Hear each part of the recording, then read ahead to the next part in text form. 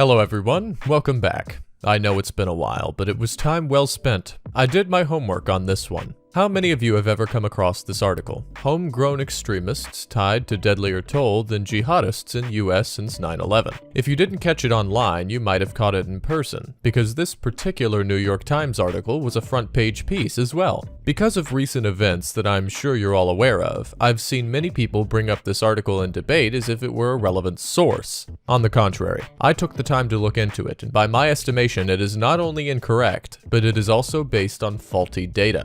So in this video, I'm going to briefly cover the two articles I've seen linked on this topic before and deconstruct the actual study that the articles are based upon. The titles of the two articles I typically see are Homegrown Extremists Tied to Deadlier Toll Than Jihadists in US Since 9/11, courtesy of the New York Times, and White Supremacists More Dangerous to America Than Foreign Terrorists, Study Says, courtesy of our old pal, the Huffington Post. Now the first thing to notice here is the date. Both studies were posted on the same day, June 24th, 2015. With modern politics in America being as tumultuous as they are nowadays, it's not hard to figure out why these articles might be making the rounds on the internet again. But it seems some people are sharing them with little regard for their age. Dated at June 24th, 2015, there should be a glaring problem with the title of these articles now. It would not include the Orlando nightclub shooter. However, fortunately for us, the study that these articles point to as evidence is a constantly updating one, so we can actually look at the evidence presented as it currently stands. As of the posting of the articles that brought us here, the number of right-wing victims, according to this study, was indeed larger than that of jihadism. However, there's still a problem. The Huffington Post didn't say right-wing terrorism. It said white supremacy, which are completely different. You would have to be a raving ideologue to assume that anyone politically right of center was de facto a white supremacist. But it doesn't stop there. I think the study that they are citing itself is inaccurate. So let's dig into it, shall we? The study, conducted by New America, is entitled Terrorism in America After 9/11. As of now, it currently lists 94 victims killed as a result of jihadist terrorism, 50 killed as a result of right-wing terrorism, and 5 killed as a result of left-wing terrorism. If the alarm bells are currently going off in your head, trust me, we are on the same page. The issue here is that right-wing and left-wing are very subjective terms, and your methodology for determining whether an attack is politically left or right in origin is extremely important. Let's take a look at the incidents they cite as evidence to illustrate that point. For the purposes of refuting this study, we are going to accept that Christian religious zealotry in America and neo-Nazism in America are both right-wing in ideological origin. In our deconstruction of this study, I am going to present 3 separate categories for incidents described in the source material. These incidents will be sorted into categories labeled right-wing, meaning I agree with the study's interpretation of this event, neither, meaning it does not appear that this study has sufficient evidence to declare an incident to be caused by right-wing motivations, or left-wing, meaning the study is not only hopelessly incorrect in its interpretation of this event, it has somehow actually come to the complete factual opposite of the conclusion the evidence appears to point to. Because it amuses me, instead of tally marks, we are going to use specific symbols for each of our labels here. Right wing will be the swastika, left wing will be the hammer and sickle, and neither will simply be a question mark. Remember, if New America is to be believed, every single one of these incidents should be going into the right-wing category. For the purposes of this video, namely to demonstrate the inherent political bias of this organization and the factual inaccuracy of their study, I am not going to showcase the incidents involving jihadism for this portion of the deconstruction, in which I am critiquing the interpretation of this study toward the incidents it has listed here. This is because the incidents involving jihadism seem to have been accurately represented as being jihadi in origin, from what I can tell. Instead, we are going to look at which incidents their study claims to be right-wing in origin, as in contrast, these do not seem to have been accurately represented. The first incident appears to be perpetrated by a man who decided to take revenge for 9/11 upon people of Middle Eastern descent. Now remember, to show how woefully inaccurate this study is, we are going to make the attempt to be as charitable as possible in their interpretations. Therefore, in pursuit of that end, I am going to accept the study's premise that racially motivated hate crimes involving Caucasians perpetrated against minorities are to be considered right-wing. As such, I will accept that this incident be considered right-wing in ideological origin. The second incident involves a Mr. Wade Lay and his son Christopher Lay, and takes place in 2004. The Lays shot and killed an armed guard while attempting an armed bank robbery. Now I know what you're thinking, that doesn't sound ideological, but as we found out when the Lays testified in 2005, it actually was. Wade Lay testified that the funds from the robbery were to be used to purchase more weapons, which in turn were going to be used to take revenge for the Waco and Ruby Ridge incidents. If you aren't familiar, I'll heavily summarize both events here, drawing information from the PBS reports on the incidents, which I will link in my sources.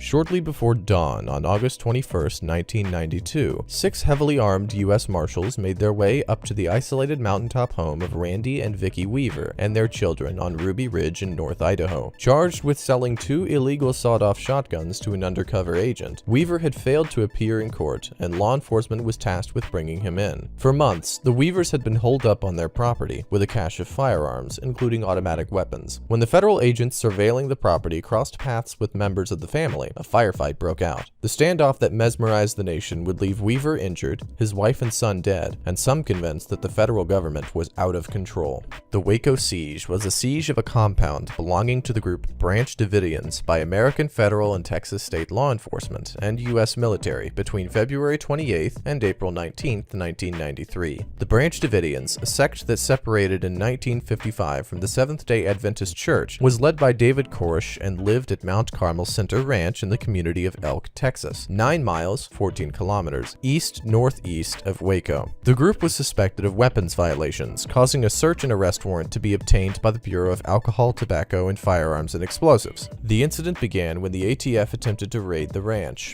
An intense gun battle erupted, resulting in the deaths of 4 government agents and 6 Branch Davidians. Upon the ATF's failure to raid the compound, a siege was initiated by the Federal Bureau of Investigation, FBI. The standoff lasting 51 days. Eventually, the FBI launched an assault and initiated a tear gas attack in an attempt to force the Branch Davidians out of the ranch. During the attack, a fire engulfed Mount Carmel Center. In total, 76 people died, including David Koresh. So, something is off here. First, while the Lays cited both Ruby Ridge and Waco as reasons to fight back against the government, the study we're looking at only listed Waco. I wonder why that is. No, just kidding. I know. See, both incidents are actually difficult to sell as right-wing, because they aren't right-wing. They're anti-authoritarian, otherwise known as libertarian. The political alignment, not political party. Only Waco could possibly be stretched hard enough to maybe see it as right-wing, considering its religious undertones. But even then, I would argue based on the incident report that the people involved fought back because they perceived an overstep on the part of the federal government, not for any religious reasons. If the Lays cited these incidents as their motivation, I am not comfortable at all with calling them right-wing. In my opinion, this was an act of anti-authoritarian terrorism, if anything. The next incident, taking place in 2008, involves a man who decided to shoot up a church in Knoxville, Tennessee because of perceived liberal teachings by the church. I will now read a portion of the affidavit provided by one of the officers who interviewed Mr. David Atkinson, the perpetrator. During the interview, Atkinson stated that he had targeted the church because of its liberal teachings and his belief that all liberals should be killed because they were ruining the country, and that he felt that the Democrats had tied his country's hands in the war on terror, and they had ruined every institution in America with the aid of major media outlets. Atkinson made statements that because he could not get to the leaders of the liberal movement, that he would then target those that had voted them into office. Atkinson stated that he had held these beliefs for about the last 10 years. I am comfortable considering this incident to be motivated by right-wing ideology. The following incident takes place in 2009, where Keith Luke, a self-professed neo-Nazi and white supremacist, killed 2 men and raped and critically injured a woman, all 3 of whom were Cape Verdean descent. According to the prosecution, Luke targeted the victims for their ancestry. He told police, "I was planning on killing non-whites manually. I wasn't planning on even using a gun. The only reason I used a gun was because everything got haywire." I am comfortable not challenging the given label for this issue. Next, we have the 2009 shooting of Pittsburgh police officers, carried out by a Mr. Richard Poplawski, incorrectly referred to as Robert Poplawski in the study. 3 police officers were killed during the incident, and Poplawski showed no remorse for their deaths during his interviewing following his arrest. Now, there is plenty of documentation that Poplawski was a person of right-leaning political persuasion, as he frequented right-wing internet forums and spoke openly about the evils of the Jews and Zionists. But there is still one problem.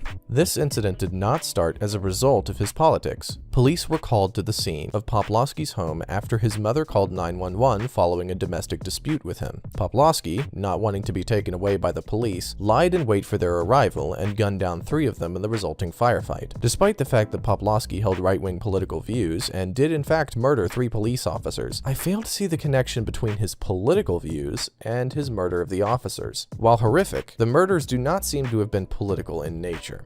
However, in an attempt to be charitable, I will consider this incident to be right-wing, because there is still a small chance that it was. It's possible that Poplawski equated police with the government, which he considered to be run by the Zionists. If this is true, it would explain why he felt no remorse for his fatal shootings of those 3 police officers. As such, although this one is a little bit up in the air in terms of political motivations, I am okay considering it right-wing.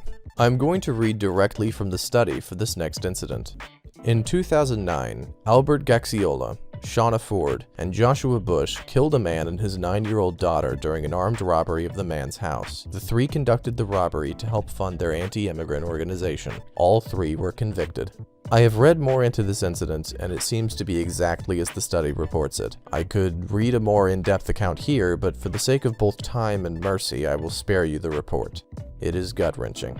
I consider the study's placement of this incident to be accurate. The following 2 incidents involve the murder of George Tiller, a late-term abortion doctor, by Scott Roeder, as well as a neo-Nazi that attempted to kill people in the U.S. Holocaust Museum. We'll accept these as right-wing. The next incident, however, took place in Austin, Texas, and was perpetrated by a person expressing anti-government and anti-tax sentiments. Andrew Joseph Stack, frustrated with the IRS and under audit, crashed a plane into an IRS government building, killing 1 person and himself. Again, anti-government ideals are not exclusively right-wing ideals. They are anti-authoritarian ideals. This is another libertarian terrorist. Oh, but this goes even further than that. After checking the original incident report, I found a copy of the suicide note he left. In the note, he disparages the Catholic Church and venerates communism. Given these 2 factors, I would consider this to be more of an incident of left-wing terrorism. Taking place in Pennsylvania in 2010, the next incident involves a perpetrator who shot a man at a gun range in order to steal an AR-15. The study from New America attributes the motive as a desire to overthrow the current American government, but I have 2 issues with this interpretation. First, a desire to overthrow the government is, once again, a belief that is anti-authoritarian in nature, not necessarily right-wing. But second, and I think even more egregious, the motive they attribute to him might not even be accurate. As an article detailing the situation from Penn Live, a local Pennsylvania newspaper, expressly stated, according to police reports, Peake, the perpetrator, after his arrest, had talked of wanting to arm militias to overthrow the government. Cumberland County District Attorney David Freed said no evidence of that ever surfaced. Prosecutors said that in the end, Peake just wanted more guns for himself.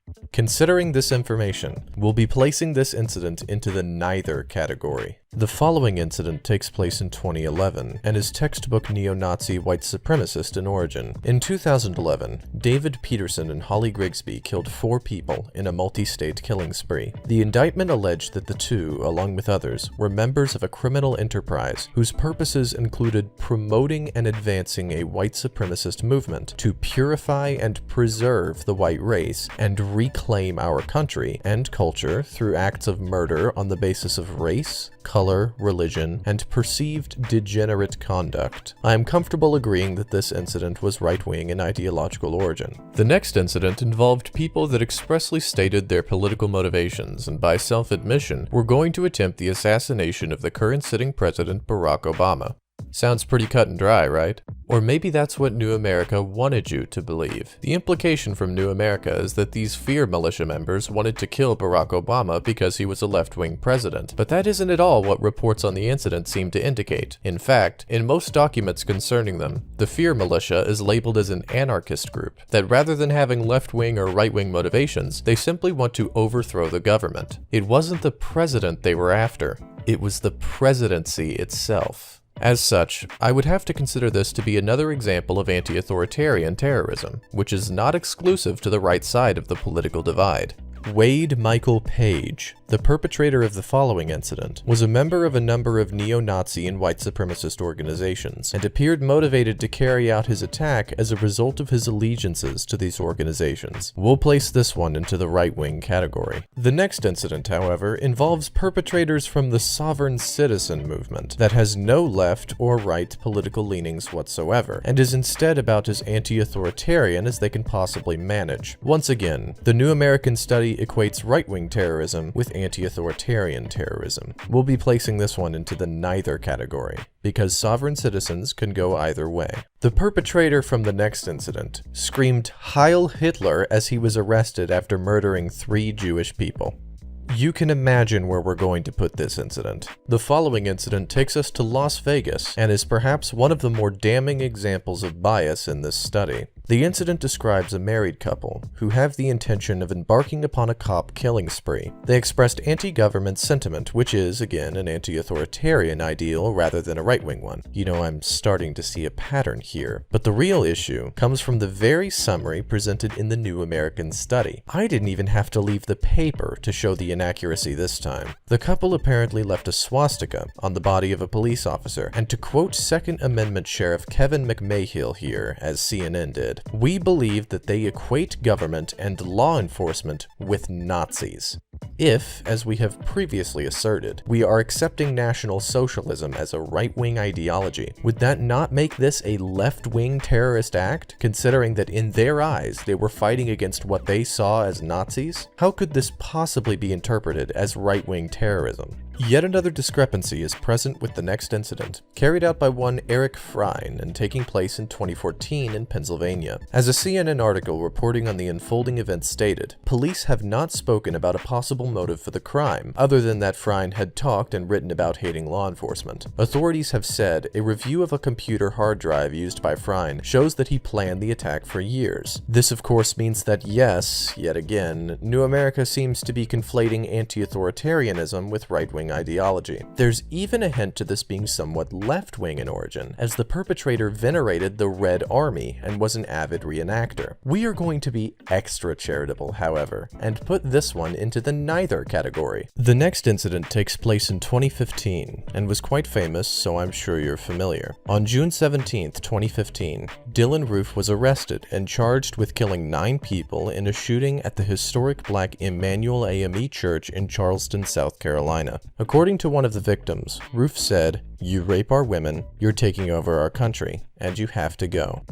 Sounds right-wing to me. Now, before I go on to talk about the final 3 incidents, I just want to make a special aside here and point out that this point in time is where the articles I talked about before were written, exactly 1 week following the Dylan Roof incident. Any further incidents happened after these articles were posted. On November 27th, 2015, Robert Deere was arrested in Colorado Springs, Colorado, following a shooting at a Planned Parenthood clinic that left 3 people dead and 9 others wounded. I am comfortable considering this incident to be right-wing. March 22nd, 2017, James Harris Jackson, a 28-year-old from Baltimore, Maryland, was arrested and charged with murder for having stabbed and killed Timothy Coleman, a 66-year-old black man, in New York City on March 20th, 2017. According to NYPD Assistant Chief William Aubrey, it is believed he was specifically intending to target male blacks. It's been well over 10 years that he has been harboring his hate toward blacks. Yep, I would consider that right-wing. And finally, on Friday, May 26, 2017, Jeremy Joseph Christian stabbed to death 2 men and injured a third on a commuter train in Portland, Oregon. The 2 men who were killed intervened when Christian started harassing 2 African-American teenagers, one of whom is Muslim and was wearing traditional Muslim clothing, on the MAX train and used anti-immigrant hate speech in addition to other vitriol. I would agree that this incident is right-wing in ideological origin. So let's tally up the results. Overall, 7 of the incidents listed under right-wing do not actually seem to be right-wing in nature, with a few that could be interpreted as being left-wing. 7 of the 21 incidents mentioned by name in this study do not seem to have been represented accurately. That's an entire third. And it looks even worse when we consider the date on which the articles citing this study came out, because if we want to go by that date, we will have to leave out the last 3 incidents, bringing this study to a total of 7 errors out of only 18 incidents. Now, considering how pathetic it is that a study that claims to be scientific has a margin of error of 39% in one of their data fields, I could stop there,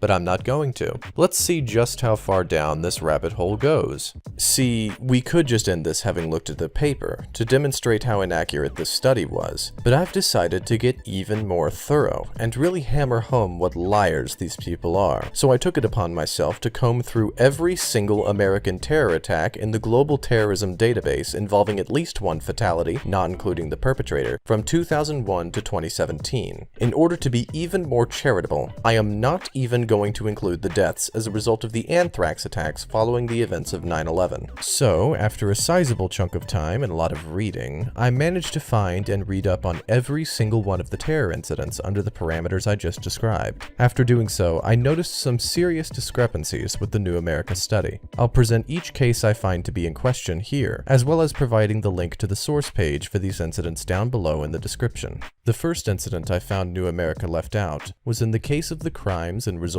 manhunt of one Christopher Dorner, who some of you might remember. The incident began on the 3rd of February 2013, but turned into a manhunt that lasted for several days. Dorner took the lives of 5 people during this period of time, and then finally his own after being cornered by law enforcement. You can find the manifesto of Mr. Dorner online fairly easily, in which he lays out that he is doing what he is doing because he believes the LAPD to be systemically racist against African Americans. In his own words, he stated, "The department has not changed since the Rampart and Rodney King days. It has gotten worse." He also uses parts of his manifesto to praise certain Democrat politicians and express his support for certain platforms of the Democratic Party. While it is worth noting that he did, in fact, praise Governor Chris Christie as well, the majority of the politics contained within his manifesto lean very far to the left. I believe this to be a textbook case of left-wing terrorism, and I was surprised to find that it was not mentioned at all in the study. But if you think that's it, don't worry, there's more they left out.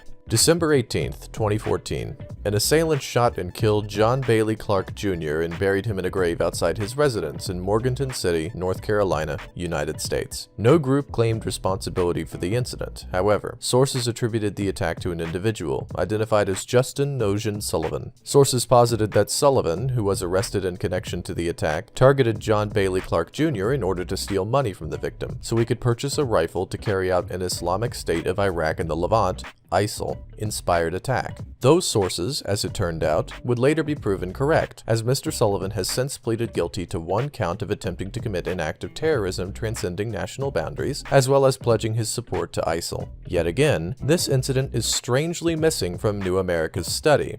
But wait, there's more. December 20th, 2014, an assailant opened fire on New York City Police Department officers while they were sitting in their vehicle in Bedford-Stuyvesant neighborhood, Brooklyn, New York City, New York, United States. Officers Wenjian Liu and Rafael Ramos were killed in the attack. The assailant, identified as Ismail Brinsley, claimed responsibility and stated that the attack was carried out to avenge the deaths of Michael Brown and Eric Garner at the hands of the authorities. Yet again, another killing of police officers due to perceived racism. This puts this incident firmly in the bracket of left-wing terrorism, and yet does not appear in the study. Oh, but I haven't even gotten to the best part of our study here yet. You see, this video took a fairly decent amount of time to make, and during the process of my making this video, New America actually changed the labels on their graph. Here's a before and after. Before, the graph compared incidents of jihadi terrorism to right-wing and left-wing terrorism. Now, the graph has only the labels jihadist, far right-wing, and black separatist/nationalist/supremacist. Unsatisfied with simply lying about the amount of terrorism America's political left participates in, unsatisfied with making people think the left committed so very little terrorism, New America has decided to present their data as if America's political left participates in absolutely no terrorism whatsoever. Furthermore, the replacing of left-wing with black separatist/nationalist/supremacist seems to imply that these ideologies do not fall within the bounds of today's American left, which, given all the incident reports we've reviewed, it seems that they absolutely do. Here's another question though. You might have found yourself asking it as we went over the data. I know I did. Why are we only measuring by victims killed? What would the same graph measuring victims wounded look like? Well, lucky for us, New America provides all of the data for their study in a downloadable format at the bottom of their studies page, so we can use their information for this, just to make extra sure I'm not fudging the numbers. So I downloaded their information, plugged in the numbers, and made their same graph based on victims wounded rather than victims killed. And this is the result. Pretty obvious why they went with victims killed in order to push their narrative, huh? But it gets better. Some of these wounded counts aren't even accurate, with the count for the Boston bomber in particular coming to mind. Their study lists the number of wounded as a result of the Boston bombing at 170, but the official incident report puts the number at 280, including the 16 officers wounded in the firefight. That is 110 off. I have no idea where New America came up with such a dramatically incorrect number. Oh, but there's more that stands out in their little data table here. The more I look into it, the more I realize that the victims killed parameter is the only one that even comes close to promoting their narrative. Watch what happens when we graph the number of incidents per ideology per year and include the incidents that were prevented beforehand. Yet again, another incredibly skewed graph. And remember, we are using their information, which, as we've already established, is already faulty and biased in favor of their narrative. But why? Why would New America be so sloppy, so blatantly biased in their presentation of this evidence? Don't they have expertise, people of renown on their staff? You didn't think we were going to be satisfied merely looking at their data, did you? Let's take a look at the experts, shall we? If you click the little button that says experts at the top of the page there, you get brought to this screen, upon which we see multiple options for checking out the people involved with this project. So naturally, I clicked on the first link on the page, Board of Directors, and let me tell you, you would not believe who I found. Jonathan Soros. And yes, in case you're wondering, that Jonathan Soros, son of George Soros. And here I was wondering how this study from New America could be so incredibly biased. But it doesn't stop there. Check out the president and CEO of the New America organization, one Miss Anne Marie Slaughter. New America claims to be a nonpartisan organization, but let's take a closer look at their president and CEO. She served under Hillary Clinton for over 2 years, and her Twitter page is riddled with pro-Democrat, anti-Republican content. I wonder if these things have anything to do with the fact that the second part of this so-called study we've been looking at seems to be entirely devoted to slamming Donald Trump's travel ban. Oh, but I'm not done yet. I have one more trick up my sleeve. You see, I thought it was rather odd that both the New York Times and the Huffington Post articles were posted on exactly the same day. It could have been coincidence, but something felt off. So I did a little more digging. I wondered who else had written articles on this study by New America, and did they write them on June 24th, 2015? What I found was a little disturbing. PBS, June 24th, 2015. Time, June 24th, 2015. NPR, June 24th, 2015. PRI, June 24th, 2015. The Independent, June 24th, 2015. The Washington Times, June 24th, 2015. MIC, June 24th, 2015. Vox, June 24th, 2015. Fusion, June 24th, 2015. And NBC, June 24th, 2015. Beginning to see the picture yet? Every single one of these articles echoing the same narrative and presenting the same story came out on the same day, within hours of each other. 12 articles, because remember, we're including the New York Times and the Huffington Post too. Most of these articles aren't even correct. Only NPR, the New York Times, NBC, PBS, and Vox, of all places, have an accurate headline, with the rest of them making the same mistake the Huffington Post did in equating white supremacy with right-wing terrorism in general. And you know what? I keep finding more. This is the 4th time I've had to update this list. Every time I think I've reached the bottom of the barrel, some other site comes out of the woodwork that I hadn't caught yet. I challenge all of you out there listening right now to search for more. I'm sure there are some I've missed. Seriously, if you find any, I will put that link in the description and credit you. I think I got most of the big names, but there might be some small fries I didn't catch. Let's see if we can find out just how big this News Journos Pros group is. Now I can hear you already. But what if that's just the day the study came out? Good question, but don't worry, I checked. Surprisingly, it wasn't easy, almost as if the study by New America was trying to hide the date of its debut for some reason, perhaps to fuel the idea that it came out on June 24th, 2015, so that no one starts asking uncomfortable questions about collusion. But eventually, after some searching, I found an article on the New York Times opinion pages that references the study. An article published June 16th, 2015. This proves at the very least that the study existed more than a week prior to June 24th, 2015, maybe longer. It seems evident to me that these media organizations colluded with one another behind closed doors to release a massive one-note narrative all at the same time, in an attempt to directly control the way the public thinks about this issue. June 24th, 2015 is no random date either. It's exactly 1 week after Dylan Roof went on his shooting spree, killing 9 people. Taking advantage of the public's horror at this event, these media organizations sought to manipulate the pain this event caused and use it for their own political expediency. I consider these actions to be nothing short of repugnant, and while I hope these so-called journalists are ashamed of themselves, I find myself doubtful. After all, every single article I have shown you so far is entirely devoid of any corrections or apologies. This is despite the fact that now after the Orlando nightclub shooting, every single one of them is incorrect. Even the New York Times does not have a disclaimer anywhere in the piece that the information presented in the article is false as of June 12th, 2016. Anyone could link to these articles, and indeed I have seen them do so, in an attempt to prove an assertion that there was more right-wing terrorism than jihadi terrorism in the United States today, and there is no correction on any of these articles to say otherwise. Multiple media organizations working together in secret to release the same narrative, demonizing a group of people or pushing their own political agenda, and attempting to influence the way the public thinks about a certain issue.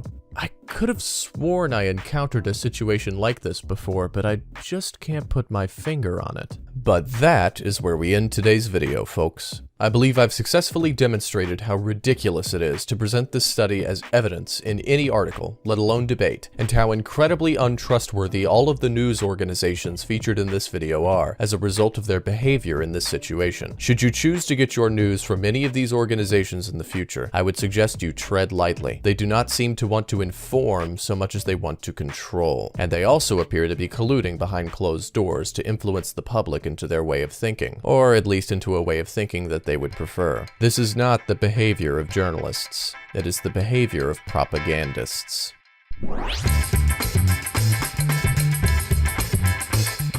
Until next time, this has been Objectified Advocate.